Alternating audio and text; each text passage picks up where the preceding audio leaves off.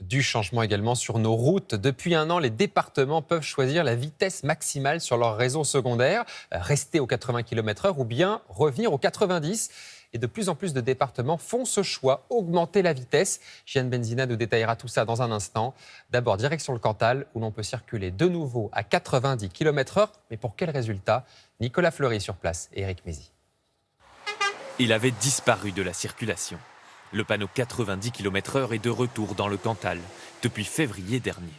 C'est l'un des premiers départements à l'avoir remis en place, au grand soulagement de ses automobilistes. Je vais pas vous mentir, ça me déplaît pas quand même, ouais, franchement. Surtout qu'il n'y a pas beaucoup de créneaux de dépassement ici, donc voilà. C'est embêtant 87, on n'a pas l'impression d'avancer. Moi je travaille par exemple à 40 km de là où j'habite et j'ai besoin de prendre ma voiture. Donc effectivement, c'est pas possible de rouler à 80. Le Cantal ne compte qu'une portion d'autoroute à l'est et une route nationale. Alors, ici, on circule surtout sur les 4000 km de départementales, toutes repassées à 90. Coût de la mesure, 67 000 € pour installer plus de 200 nouveaux panneaux. Le président du département n'a pas hésité à augmenter la limite. Pour lui, dans ce territoire enclavé, rouler moins vite, c'est être un peu plus isolé.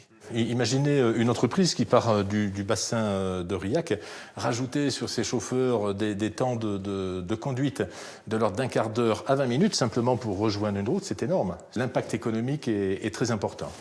Limiter la vitesse à 80 km/h a pourtant permis de sauver des centaines de vies en France, selon les autorités. Alors, le retour aux 90 est-il risqué? Il est trop tôt pour un bilan officiel dans le Cantal. Mais si l'an dernier, de janvier à septembre, 36 accidents ont eu lieu sur ces départementales, cette année, on en compte 59 sur la même période. Pour améliorer la sécurité, certains élus préfèrent aménager les intersections dangereuses. Ici, à Jalérac, une voie supplémentaire a été créée à l'entrée du village. On peut rouler tranquillement à 90. La personne qui tourne dans mon village se rabat à gauche et la circulation peut continuer à s'effectuer sans aucun danger. Facture des travaux, environ 1 million d'euros. D'autres chantiers de ce type sont prévus sur plusieurs routes du Cantal. Mais selon les défenseurs de l'environnement, au-delà de la sécurité, le retour aux 90 km/h pose bien d'autres problèmes.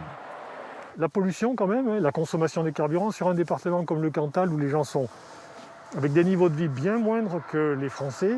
Au final, c'est de l'argent qui est en moins sur le budget, c'est du bruit, c'est des risques de collision avec la faune, c'est très important sur des départements de montagne comme ici. Pour nous, ça n'a pas de sens. Une position difficile à faire entendre. D'autres départements vont eux aussi revenir aux 90 km/h.